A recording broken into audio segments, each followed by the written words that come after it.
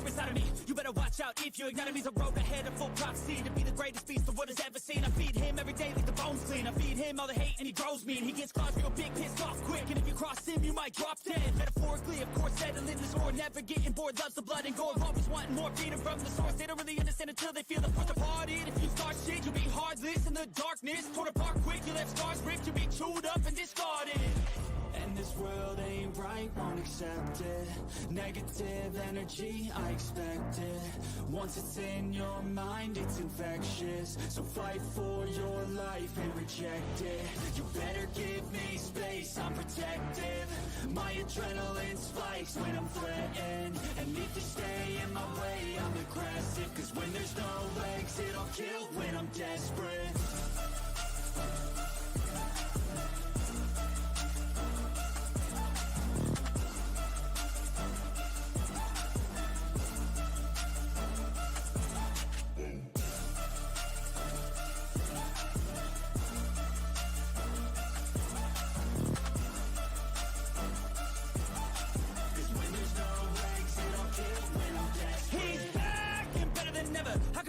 Adrenaline pressure, it's stormy weather, lightning, thunder, pouring weather. Yo, I'm a go-getter, try to do it like me, but I do it better. I got a mind that's clever, the beast inside is competitive as ever. I'm conscious, my subconscious, an accomplice to me. I promise the darkness, I can harness, believe. But don't cross me, I might lose control of the lost beast. He's locked away inside with the key control by fight or flight. And this world ain't right, won't accept it. Negative energy, I expect it. Once it's in your mind, it's infectious. So fight for your life and reject it. You better give me space, I'm protective.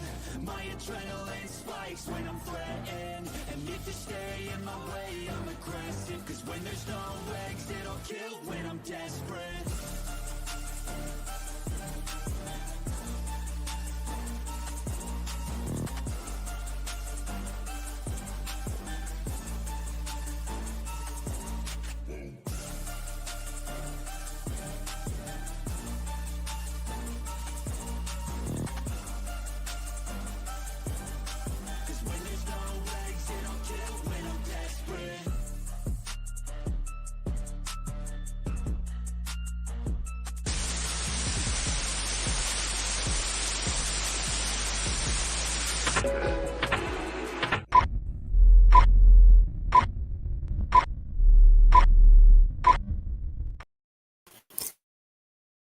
Hello.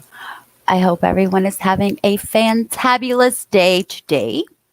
We're going to be talking about a woman who killed a baby in a daycare and a woman who killed multiple elderly people in nursing home. I don't get it. How you kill oh my God, somebody else's baby in the daycare and then act like normal, like it's just another day. Oh my gosh, we're going to watch this body cam footage of, I'm going to tell you, I don't usually do trigger warnings, but I'm going to do a trigger warning for this video. I don't do trigger warnings simply because true crime is a trigger. It's just what it is. So however, this one, I'm going to say that. So here we go. Just laying face down in the bed. Years after a 4-month-old baby dies at the hands of his daycare owner, the Georgia woman is sentenced to decades behind bars. This after security camera video revealed multiple instances where she physically abused other kids. What is she being arrested for? She's arrested for felony murder and cruelty to children in the second degree. For the first time, we're seeing the woman's arrest and the emergency response the day of the boy's death, including the heartbreaking video of his mother rushing to the scene. Have her go in the ambulance. Can you imagine what that mom's feeling to get a phone call and having to go there driving reckless? You know what I mean? Like, that's not safe. God knows what she was thinking, feeling, going through. Oh, and you can just see her run into the ambulance. With them Scottish Rite, ma'am, go in the ambulance right there. They're getting ready to go. This is Mom.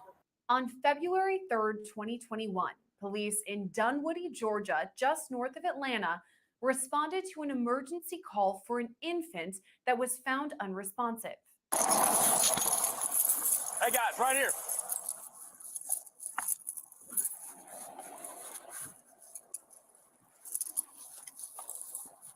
Breathing? Still CPR? Yep. All right. Body camera video shows first responders rushed to the scene where they performed CPR on the boy. He was laying face down in the bed. He was laying face down in the bed? Yeah. All right, clear. Analyzing heart rhythm. Stay clear of patient. This is, hey, Betty Joe. I'm so happy to see you. Aussie True Crime, hello. Hey, Unseen.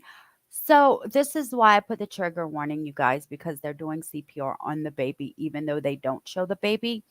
And the woman's so calm, just saying he was face down. Baby, because you put him face down.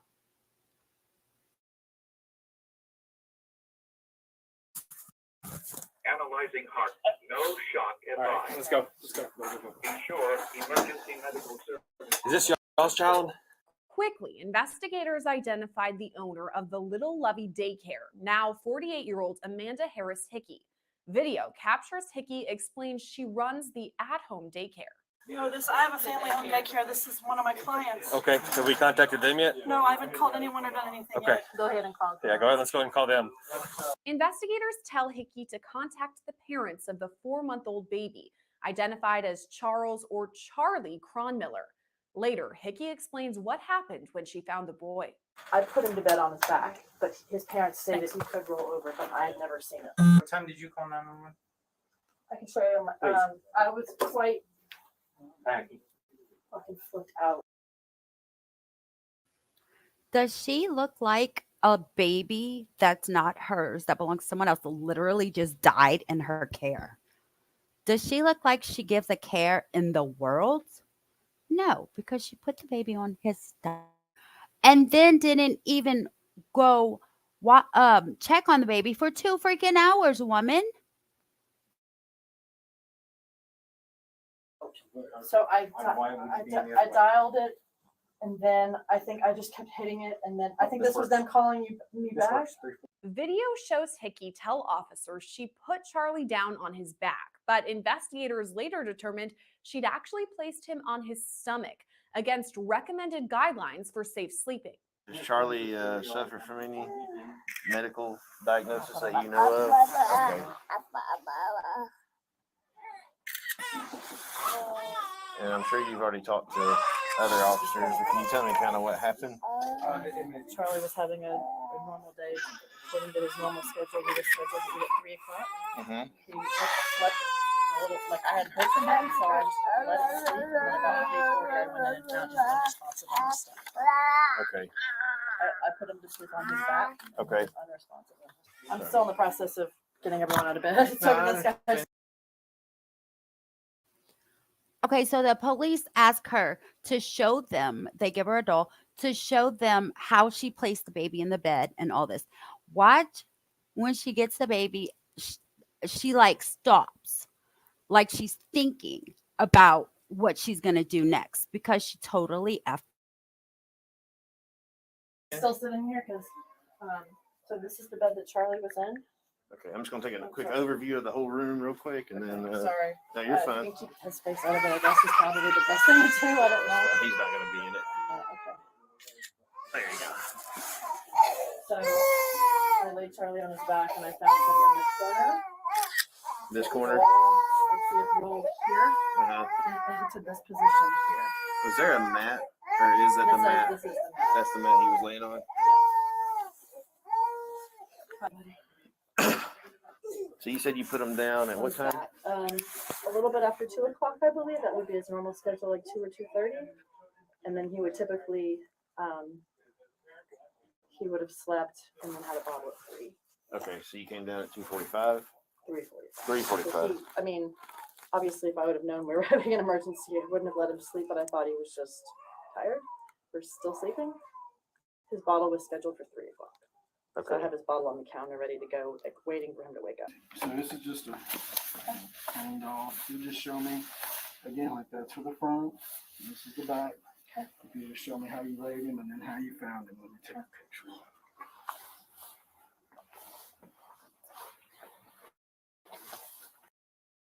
This is crazy. And she's just so calm as can be. Like, dude, would you be this calm if this happened to you in your care? A 4-month-old baby dies in your care, and you're just like any other day. She's just like any other day.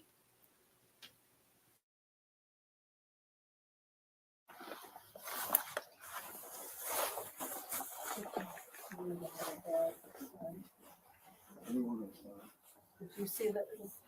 Yeah, I left it open because it needs to be drained. It hadn't. It's not draining through the hose, and the bucket's full.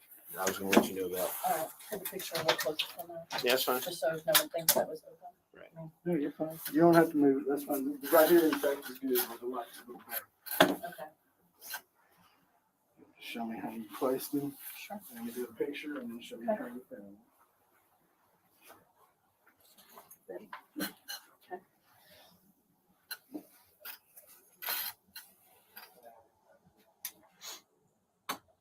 And there was another child in there, so you put him down and picked one up, right?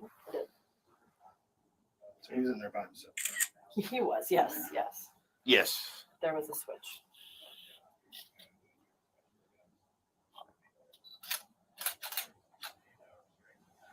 Okay. Now, just show me how you found him.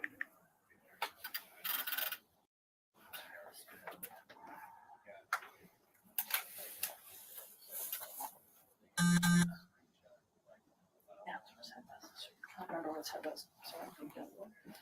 At the same time, other first responders brief fellow officers on the situation. A 6-year-old, or not, excuse me, 6-month-old baby was put down for a nap at this house by, looks like in-home caretakers came down. Hey, Dylan, what time did they come down and find him? Right before they called. Okay. Came down to check on the baby right before they called. Found him face down in the bed, not breathing, not conscious, not alert. CPR in progress, no shock advised on the AED. Soon, Charlie's mother, Stephanie Cronmiller, arrives on the scene. She sprints toward the ambulance. Have her go in the ambulance with them. Scottish Rite, ma'am. Go in the ambulance right there. They're getting ready to go. This is Mom. We want to thank Morgan & Morgan, the largest injury law firm in America, for sponsoring this video. Now, before you say, oh, great, pay them if you win. So it's no wonder over 3 million people call them every year. So if you're injured, you can submit a claim at www. Of the investigation. They examined the pack and play where Charlie was found. Officials would later determine Hickey left the baby in that pack and play unattended for 2 hours.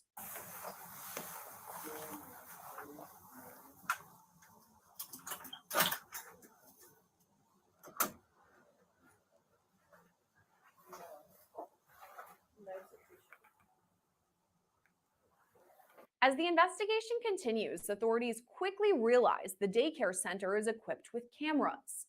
So I noticed you have cameras. I do. They record 24/7, I believe so, yeah. or is it just motion? That's a great question. I'm not positive. Y'all, this lady did this and is lying about it in front of her cameras. Yes, her cameras recorded. Okay, that's okay. Will we be able to access those I think so. and get the footage? Like the families don't. It's not like something that I share with the family. That's a closed. No, yeah, no, I understand. Where's the mattress pad? She said that was the mattress pad, but it looks like it's. There's no pad in there. I know. That's what I said. But she said that's what he was sleeping on. They're all like that, though.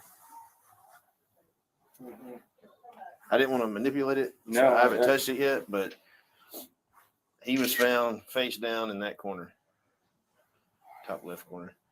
She put him back, and she says he must have rolled over, but they do have a camera in here. I got it. Right there. But it's not going to. Is it going to capture that? I don't know.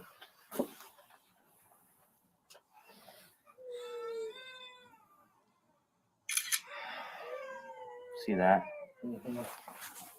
The discoloration on the pad. Yeah, that's it, man. And then the discoloration on the actual the brown. Yeah. As video shows, Hickey willingly provides the security camera video to officers. Okay, I was just saying if somebody was coming. Yeah, go ahead and get the child out. I'm just gonna keep looking through for a minute, if that's okay. And I'll be here when you come back. I'm not going anywhere.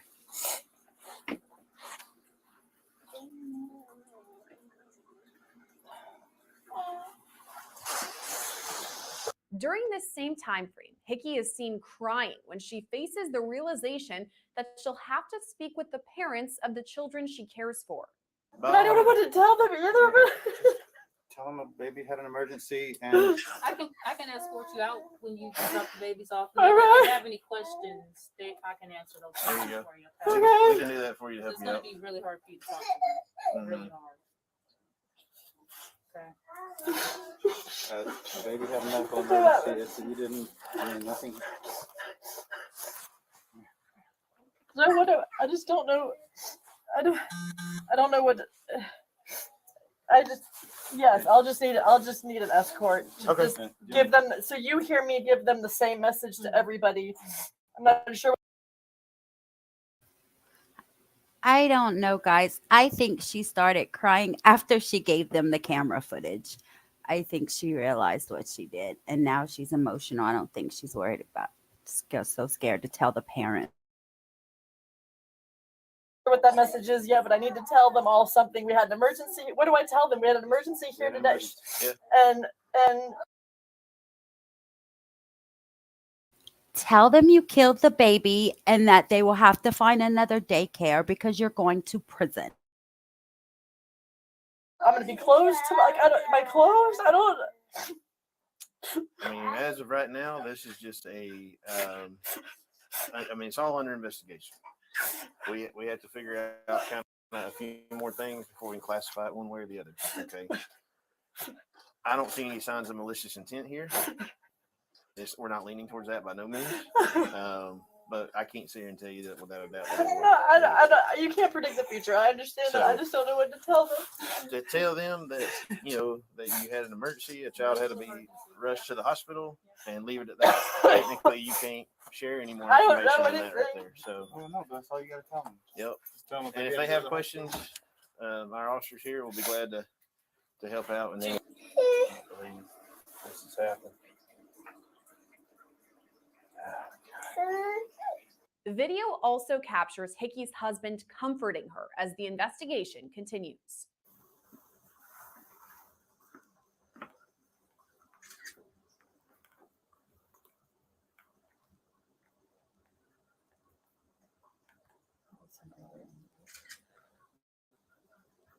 Meanwhile, emergency responders take Charlie and his mother to the hospital. This is mom right here. Okay. Where can I go? Yes, just come in.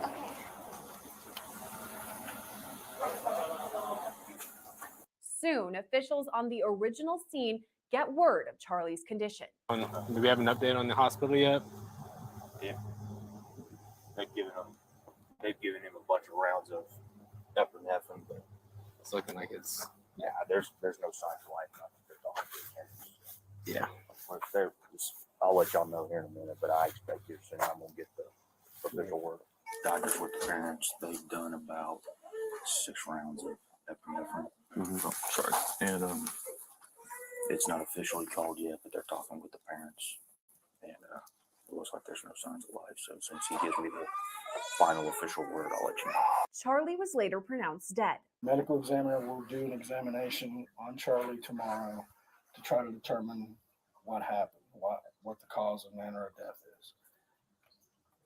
That he may know that information tomorrow. That information may take weeks, depending on different tests that they have to run and things like that. So I can't guarantee you that information will be available tomorrow. But once the case is completed, and that means once the medical examiner completes their examination, they get the findings, they have to write it up. Then I also have to turn in my investigative report, and the whole file has to be approved by a supervisor. So there's kind of a chain of events. Sure. But once that's complete, you can get a copy of the autopsy report if you would like it. I simply request it. First responders later speak with Charlie's parents, who have returned back to the scene. Hi, sir. I'm not going to hold you here for right now. I am Detective Taffer. I work with the Dunwoody Police, okay? I'm going to go ahead and let y'all go home. I got some phone numbers for y'all. Let me make sure they're correct, because I will be coming over later, or at least following up with you. Video then shows Hickey's daughter hysterical as she arrives back home. Her mother says there was a, quote, medical emergency. Mama's fine. Your mama's fine. Is she in trouble? Not right now, your mom. You can go talk to your mom. Feel free. Feel free. What kind of medical emergency? You in trouble? Mom's not in trouble. No worries about your mom, okay? She's not going to jail or anything, right? I can't She had a medical emergency. As the evening winds down, officers speak with Hickey and her family, saying they don't suspect any wrongdoing. I haven't found anything today that leads towards any type of malicious intent. You know, I can say that as of right now. And I don't foresee that on this. But days later, all that changes when Hickey is arrested at her home.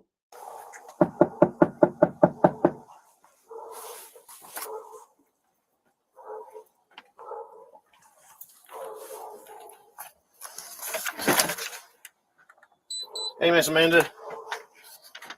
Oh. Can you step out here for just a minute, please? Okay. I want you to turn around, face me, and put your hands on your back, okay? You are being placed under arrest. Okay. Okay. Do you want to talk to me? If so, we can go back to the police department and we can talk. If not, you're going to go straight to the cab jail. Yes. You do want to talk to me? Yes. Okay. So then we'll go back and we'll discuss it at the interview room. And then from there, you'll be released to the jail, okay? Can I tell anyone inside that that's where I'm going? Who's in there? My daughter? Yeah. Can you call her down to the door? Sure. What was her name? Natalie. Natalie. Miss Natalie? Can you come here for a moment, please?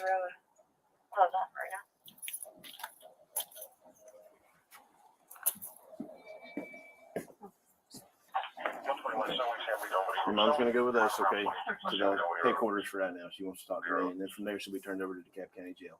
Once she gets to the jail, she'll be able to make phone calls and call and let you know about bonding and things like that. But it's probably going to be a couple of days before. Hey, back on my BS. Oh, WB is welcome back. PCT. Just wait. Just wait back on my BS. She gets a bond, okay? Okay. So she wanted to let you know. Okay.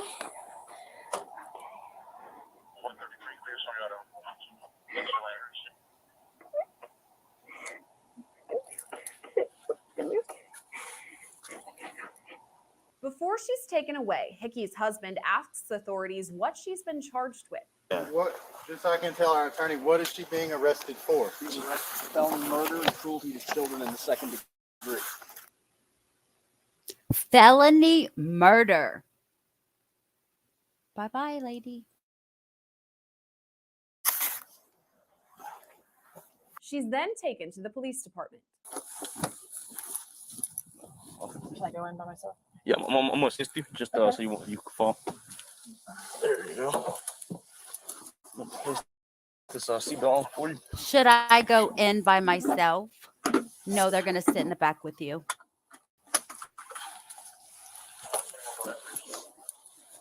We probably need to stop. I didn't hear you say felony. I heard you say felony murder, and I wasn't aware of that. So I probably need somebody else here. So if we need to go, I understand. So you don't want to talk to me? Well, I would love to, but I don't. That is, I think that's big, and I think I need someone else here. Does that make sense? Yeah. Okay. Okay. So you might as well just leave the cuffs on me. So I need to go. You need to transport me. I understand. When Hickey realizes her charges, she decides not to speak with officers. You had an opportunity to. There you go. She did not speak to them. She got her attorney and decide on whether or not you want to talk to me or not.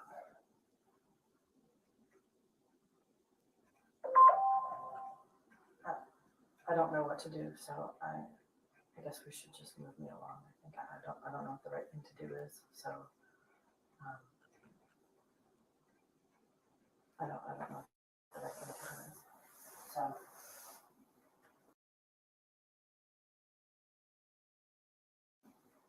So you don't want to try to talk and get some questions answered? I don't think so. I don't think it's going to change anything at this point. So She's then booked into the DeKalb County Jail. Why we go take the post office? We take post office, take the shoelace, after take the shoelace off, take the tag off. See your arm, there you go. What's your last name? Hickey, Hickey.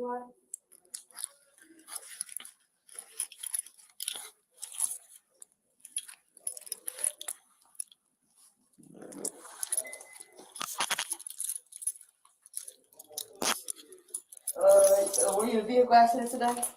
No.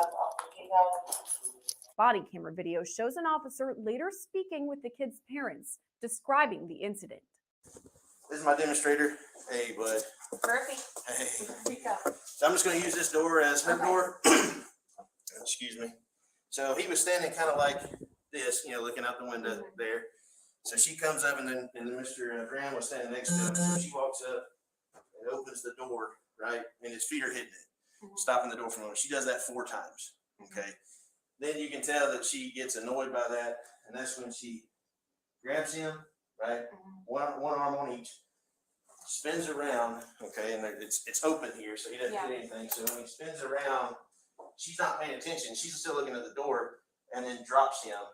So when he hits the ground, his feet come up over his head. And he kind of rolls up, and his feet move over to the side. So that shows me a couple of things. One, it wasn't just a gentle sit down, because his feet continued to move in the direction that he was his momentum was going, right, from that sling.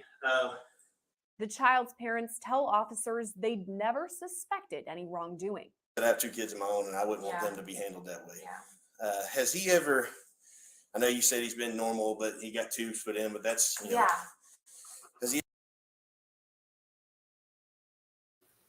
So that's the real story of what happened. You ever come home with anything that you can remember? I know I asked that the other day. No. No. Okay. Yeah. And y'all never had any problems with Amanda? No, I mean. Quite to the contrary. Hickey was charged with second-degree murder, reckless conduct, and multiple counts of cruelty to children. She later entered an Alford plea to second-degree murder, meaning she maintains her innocence but accepts that there's enough evidence to convict her of the crime. This month, she was sentenced to 35 years in prison. 30 of those years will be spent behind bars, and the remaining 5 will be spent on probation. Reporting for Law and Crime Network, I'm. So that's the story of Amanda Hickey. This upsets me so much, and I know y'all know why. I couldn't have a baby, and these people are abusing and killing babies and children like it's nothing. Nothing. When people like me would die to have a baby, and it just tears me up inside. Yes, exactly. There's enough evidence to convict her. So she took the Alford plea. 35 years. Y'all think 35 years is enough for what she did? I would say she's probably my age or a little bit older, probably. So she would probably be like in her 70s or something when she gets out. No, she'll get out in less than 35 years for sure.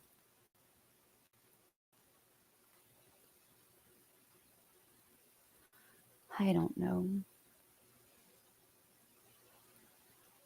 I know this woman right here is a frickin' old people killer.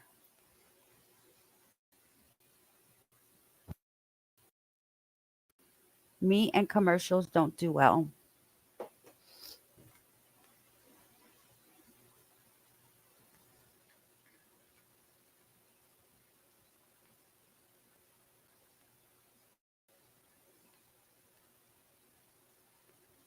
First charges in May. Oh, where's my oh, that's the next State story. Attorney General investigators have been digging deeper, leading to bringing these new charges now. Nurse Heather Presdy is now charged with 2 new counts of first-degree murder, 17 new counts of attempted murder, and 19 counts of neglect of care of a dependent person at 5 care facilities since 2020. She was allegedly giving them excessive, sometimes deadly amounts of insulin. In total, 17 patients have died who Presdy had cared for. James D. 17. 1-7.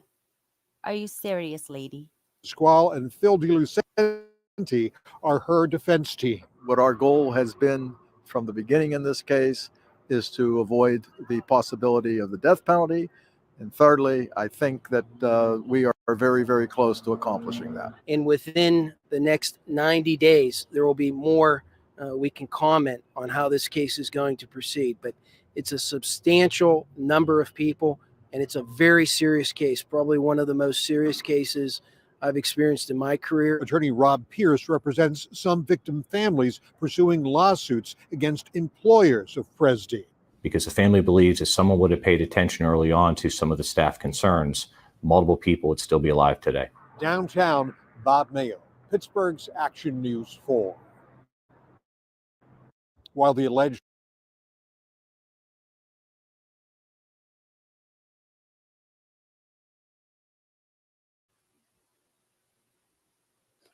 A former Pennsylvania nurse who in May had been accused of killing 2 patients with doses of insulin now faces more murder charges and has confessed to trying to kill 19 additional people at several locations, authorities said Thursday. You really are a woman devil. Wow.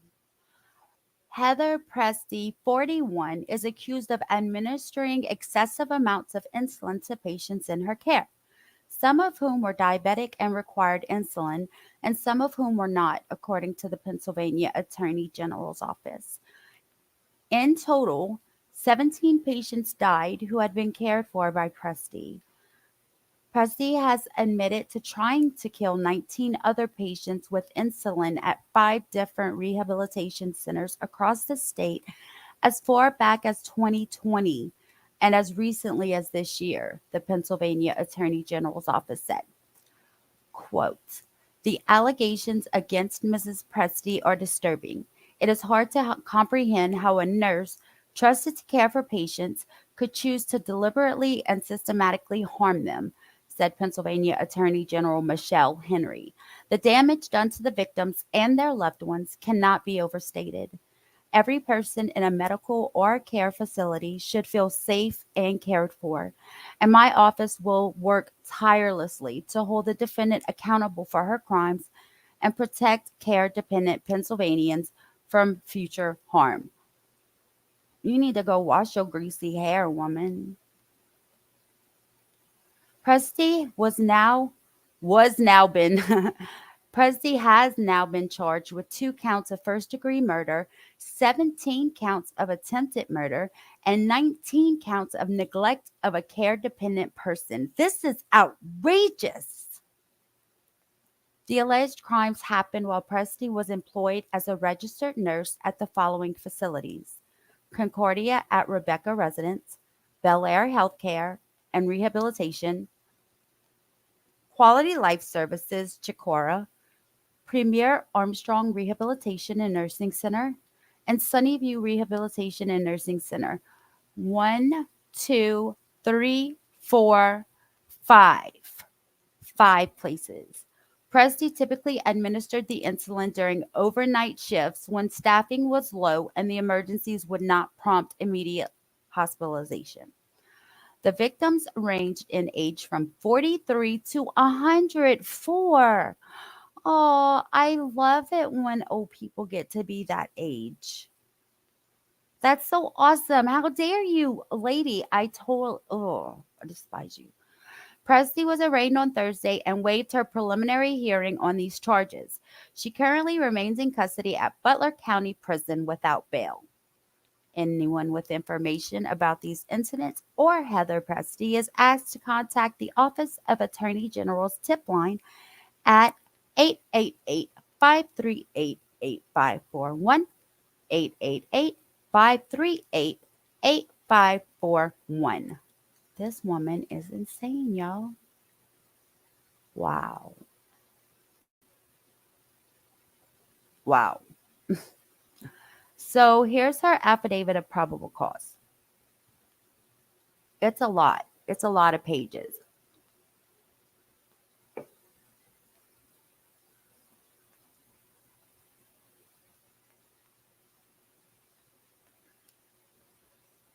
It doesn't say anything juicy. Like it just says the names of the investigators, when the investigation happened, and like that's all. It doesn't say anything good. Let's see.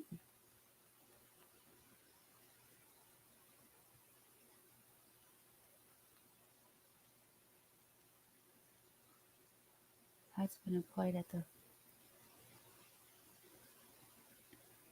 Oh, this is her previous employment. 1, 2, 3. She has a job like once every year she changes jobs.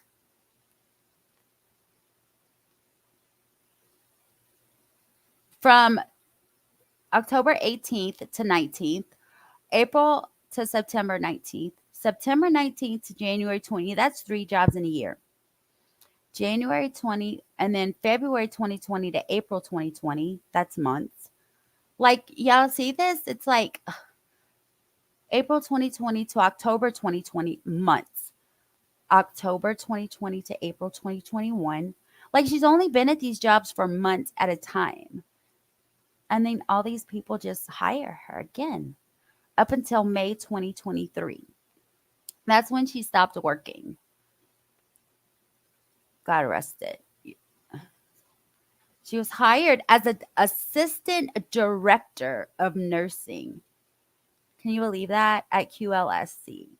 And was employed at the facility from May 23rd, 2022 through November 28th, 2022, through multiple interviews of employees from QLSC and records reviewed identified her position within the facility. During her time at the facility, she was placed as the interim director of nursing, DON, and filed both the ADON and DON positions temporarily. The ADON/DON are the facility leads and in charge of all nursing staff and all administrative tasks that have to be completed to meet all state and federal guidelines. Additionally, they address any patient care concern, conduct internal investigations, investigate abuse allegations, and handle the scheduling of nurses. The ADON and/or DON will provide direct resident care if needed due to call-offs. Yeah, man, this is like during the pandemic, wasn't it? So that's probably why she got jobs so fast, because they needed people then.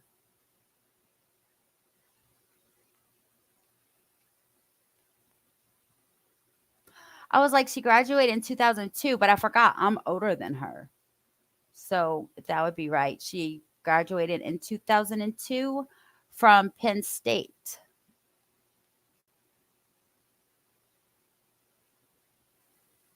I was wondering if they were going to name the victims.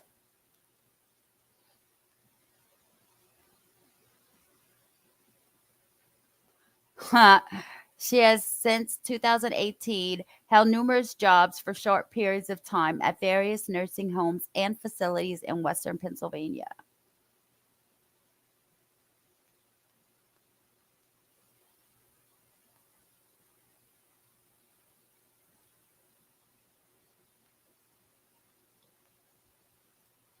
if she gives them insulin, can that drop their sugar if they're hypoglycemic? She knows that blood sugar ranges are generally above 100. Hypoglycemia is described by the American Diabetes Association as a condition occurring when blood glucose levels fall between 70. And that's what I was trying to tell you guys when I told you I had to go see the doctor this month instead of next month. My blood work, my glucose was 69, and the lowest it should be is 70. So I know they're going to tell me I have to eat different and probably put me on this diet. I don't know. I don't know how they want me to eat whenever I can't eat or I get sick. It's crazy. Anyway, yeah, mine was 69. So each person responds differently to low blood sugars, and symptoms occur in each individual at different glucose levels. Symptoms include, but are not limited to, sweating, chills, clammy, irritability, lightheadedness, shaky, nausea, confusion, coordination problems, blurred vision, tingling or numbness, and seizures. Wow. 2 of the residents are now deceased, while the third is still living. The first victim is identified as decedent JB, is described as a 55-year-old white male. He passed away at Butler Memorial Hospital on December 4th, 2022. They reviewed medical records and conducted interviews of QLSC staff and family members. Through this information, they learned that decedent JB was not a diabetic. His cause of death per his death certificate is listed as respiratory failure and recurrent febrile illness or unclear origin. FEBRILE. The significant conditions contributing to death are brainstem malignancy, seizure disorder, neurofibromatosis, and hypoglycemia. Per medical records obtained from QLSC and Butler Memorial Hospital and reviewed by your evidence, decedent JB was transferred from QLSC to BMH on 2 separate occasions due to critically low blood sugar. The first incident occurred on October 16, 2022. More than one. In this instance, JB was transferred to the hospital for a urinary tract infection, and the hospital discovered that he was also hypoglycemic. Upon arriving at the hospital, his blood sugar was 24. Wow. I thought mine was low. Dude, that's like death. Oh my gosh.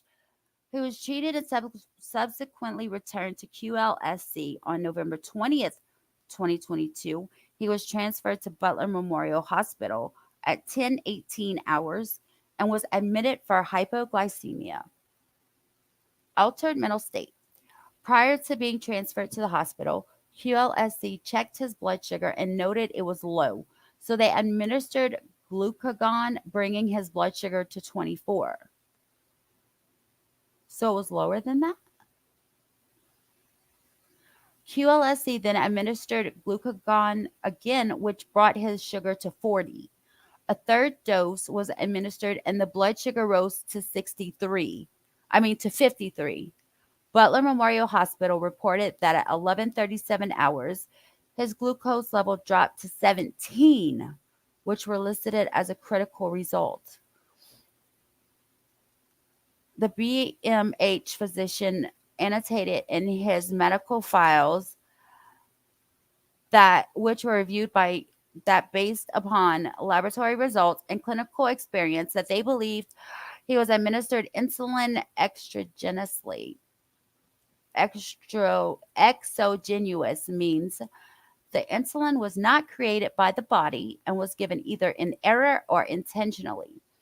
You know that he was nonverbal and was unable to perform an injection upon himself.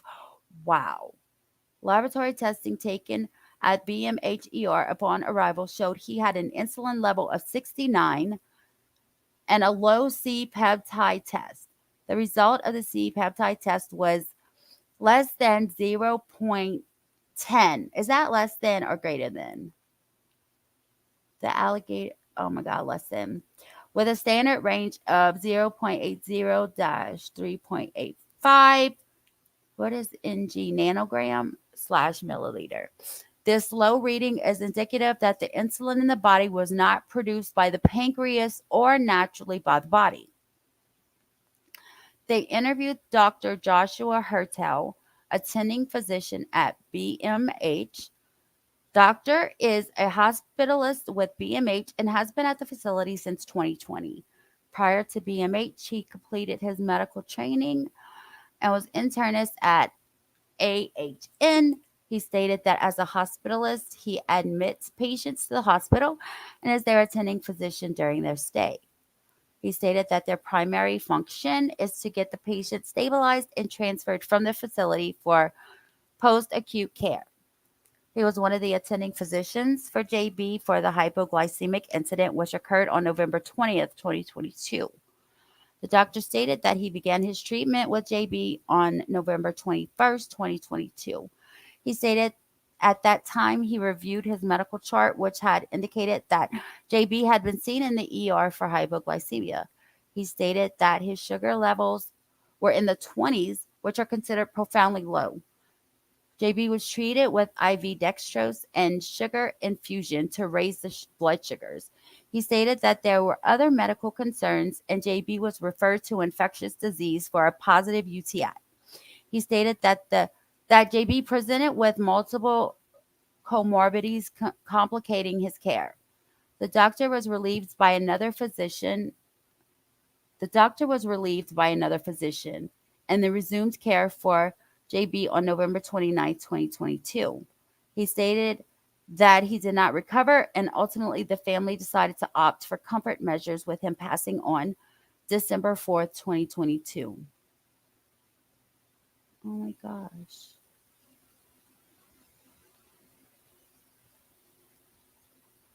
His insulin level was abnormal at a level of 69 with a standard. Dude, the range is 0 to 16.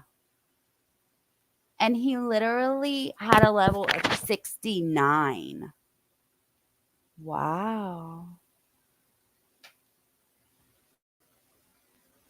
I wonder if they're going to have the other victim.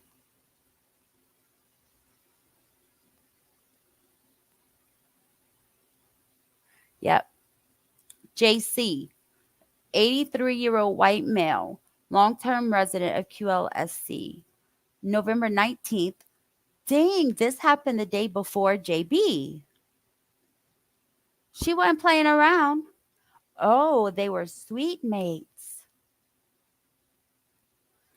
And they shared a bathroom. It's called a Jack and Jill bathroom. I never heard of that before.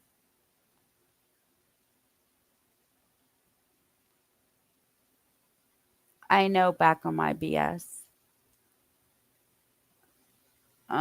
He was identified as being a non-insulin dependent diabetic. She worked through the overnight of November 19th at 17:31 hours to November 20th at 6:36 hours. I wonder if JC was at night and on the 19th, and then after midnight on the 20th until she got off at 6 o'clock in the morning. I wonder if that's when JB had the incident. November 20th at 7:30 hours, it was identified that he was lethargic and diaphoretic. The RN on duty took his blood sugar readings prior to 7:37 hours, which indicated he had a blood glucose level of 29. He was administered 1 injection of glucagon at approximately 7:37 hours, which raised his sugars to 71. He was given an additional dose of glucagon, and his blood sugar reading was at 63. It went down again. A 3rd injection was administered prior to 8:25 hours, and his sugar was 61. Unable to raise and maintain his glucose levels, he was transported to BMH at 10:35 hours. Within 10 minutes of JB, JC was already on hospice, and the family opted to have him transferred back to the facility where he passed on Christmas Day. They know that JC was physically unable to self-administer insulin. His cause of death per his death certificate is listed as respiratory arrest, end-stage dementia, chronic kidney disease, and heart disease. Should have been homicide by insulin overdose.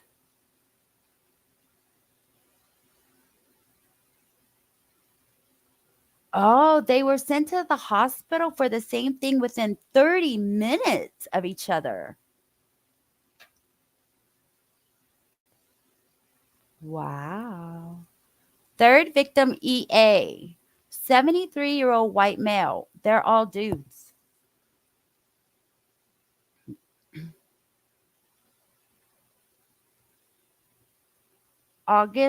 This happened in August 2022, before the other two.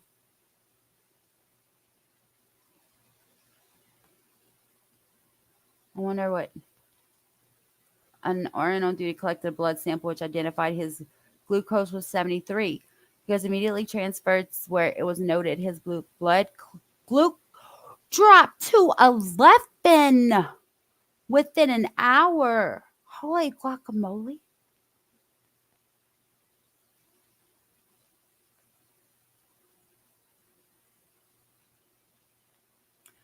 Victim EA had an insulin level of 1.7 and a C-peptide of 1.50 with an acceptable range of 0.80 to 3.85, which is within normal limits for laboratory testing.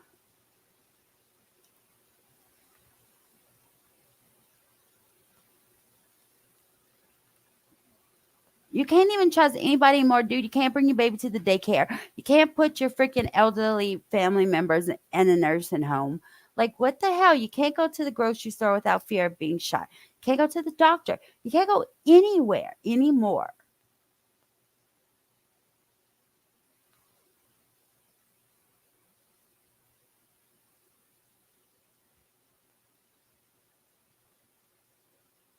She went to community college for nursing originally and did not finish her degree. Instead, she went to be a veterinary technician and worked at the veterinary specialty emergency care. Then she had a whole nother degree where she worked for 14 years. Oh, here you go. She stated that she worked there for critical animal care, anesthesia, and euthanasia. She started killing things at the veterinarian with killing animals, and then she must have loved it so much that she decided to go to people.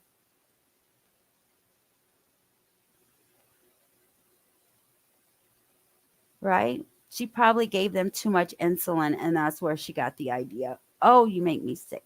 She is literally a female devil. Welcome back, Cass.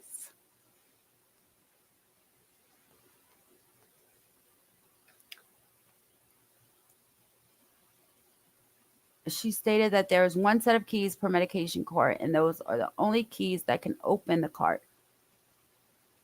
Bruh. JB, JC, and EA, rest in peace. I am so sorry this happened.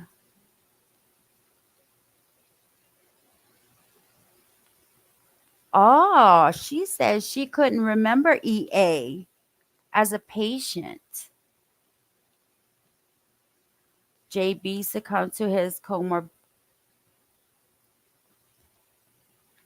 comorbidities. I can't read that, and I don't know this word, at the hospital.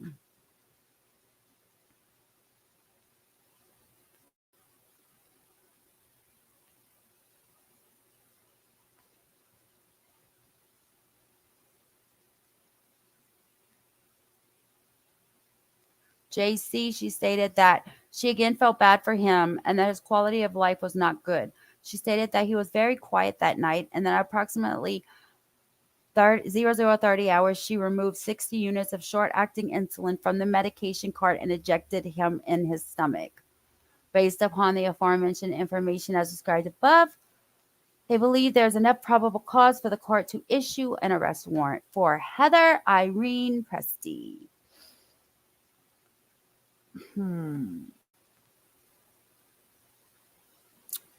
And let's see. So she's going to court in Chicora, Pennsylvania. Honorable Louis Stroughton is the attorney. Felony full.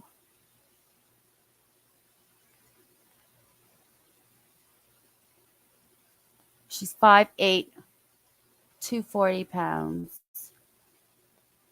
Whoa, that was blurry.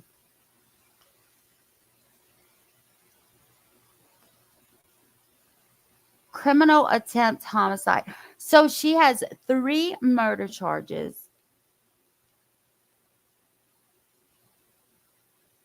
17 attempted.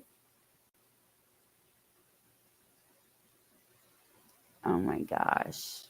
Does Pennsylvania have the death penalty? Comorbidities. That's it.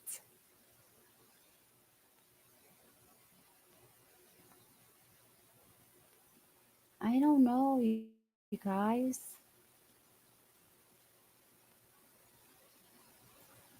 I know everyone left me. I hope they hit that like button before they left, though. I'll be back in an hour with another story that Kaz sent me. I need my Aussies there with me. Oi, oi. I love my Aussies, y'all. And I was well corrected. It's not Aussies. It's Aussies.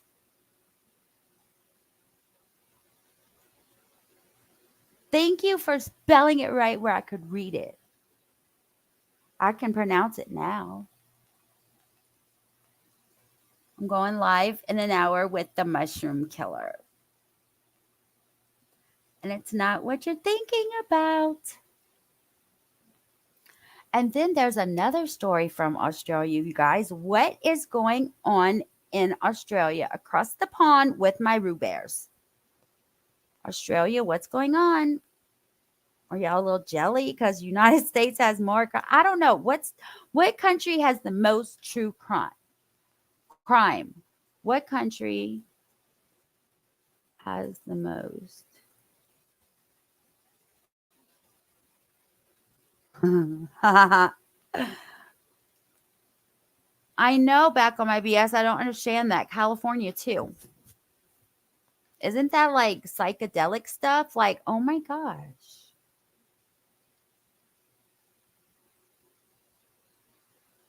Ding, ding, ding. What country do you think is number 1, people?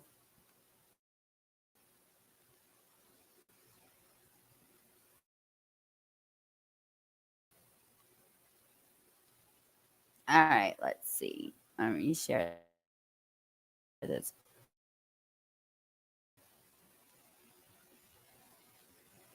There's another Aussie. Hello, Aussie True Crime. That's crazy. I would be so afraid to drive like over there. Okay. Where's the list at? I passed it up. Let's just watch this. Let me share this scene. But it's the United States is number 1. As if you didn't know already.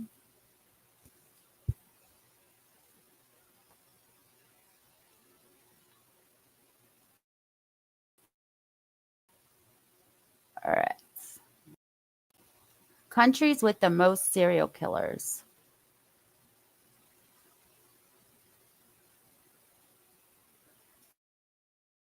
What did you say, China? I can't make it bigger.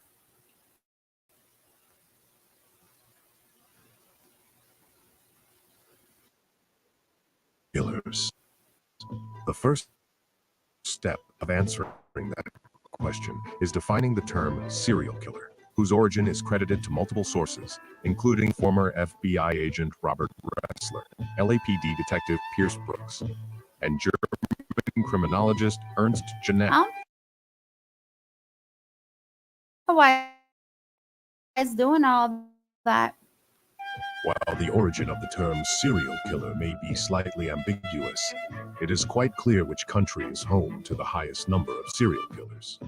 The United States is the runaway leader in this category, with more documented serial killers in its history than the next 10 closest countries combined. When it comes to the sheer volume of serial killers, the United States leads by a vast margin.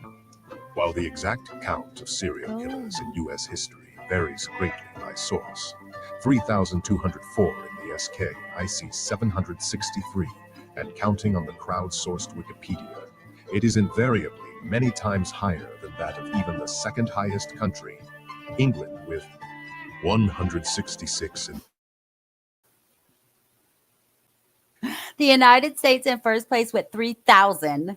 Then England in second place with 100 something. That's a big old difference. the SKIC, Russia with 184 on Wiki. Russia was third. Although a handful of serial killers are quite well known in the United States, such as Ted Bundy, Jeffrey Dahmer, Charles Manson, John Wayne Gacy, Ricardo Ramirez, Ed Gein, and the as yet unidentified Zodiac Killer, these are quite rare cases. The vast majority of serial killers fail to achieve any sort of lasting national or global notoriety. Number 2. England, 166 serial killings, running a distance. That's so pretty. Look, Herbie. I have a picture. I went to Walmart one day and they literally had a replication car of Herbie. It had the number on it and everything. It was so cute.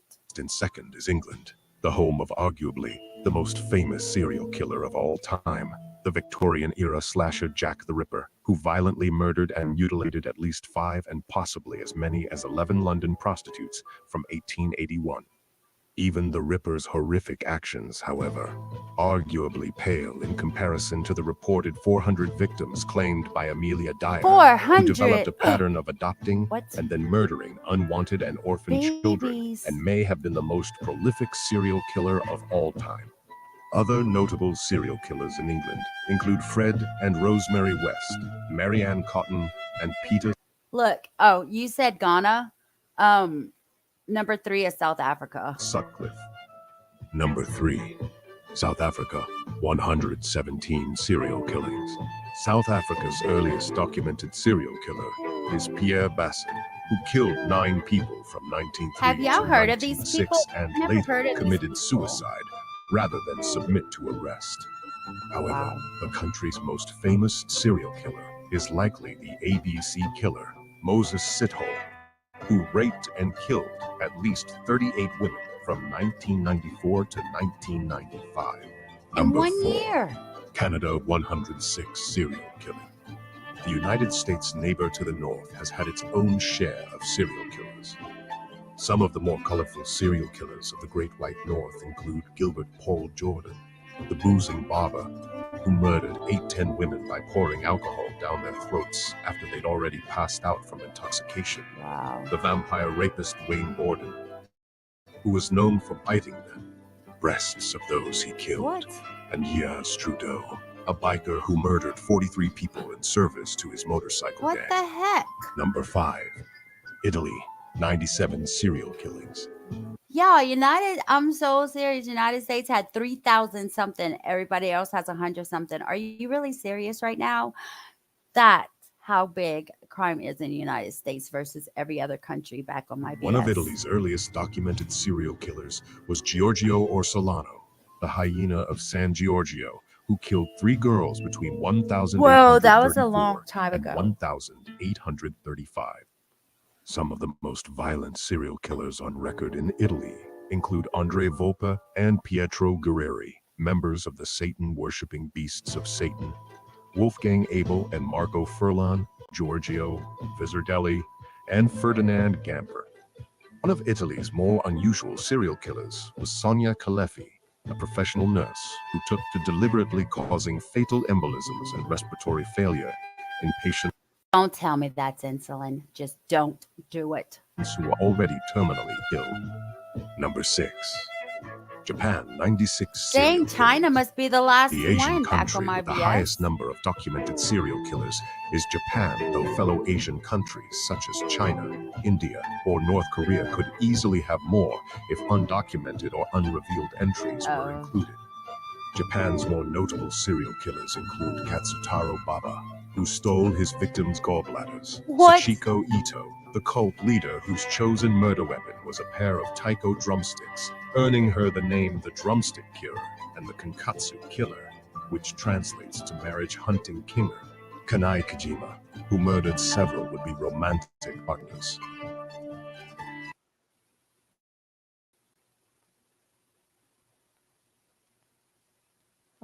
Look, it was Herbie. Look, Herbie. That's crazy, you guys. I can't get over that number. That was it. They stopped at Japan. Number 5. Dang, you guys. 3,000 versus 100 something. What the holy heck? Wow. Now I understand why everyone from other countries are into the United States true crime, because it's probably the most craziest in the whole world. Kaz, Aussie true crime. I don't know how many Australia has, but it's obviously a lower number. And who are we talking about today? Aussies who murder people, but United States wants to be on top. What?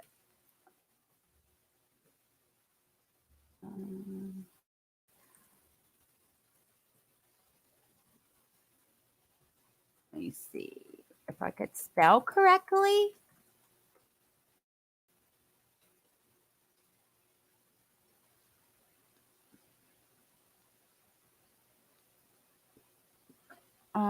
How was the list of serial killers? Oh wow. Australia has 81, India 80, Russia 73, France 71, China 57, Mexico 37, Brazil 27, Austria 22, Hungary 20, Spain 17, Poland 15, Scotland 15, Netherlands 12. There you go. Who has the lowest? Netherlands. And then Scotland, Poland, Spain. Dang. That's crazy. But I will be back in 52 minutes with the mushroom killer story. And it's now just thinking back on my BS. So I will see you guys in a little while.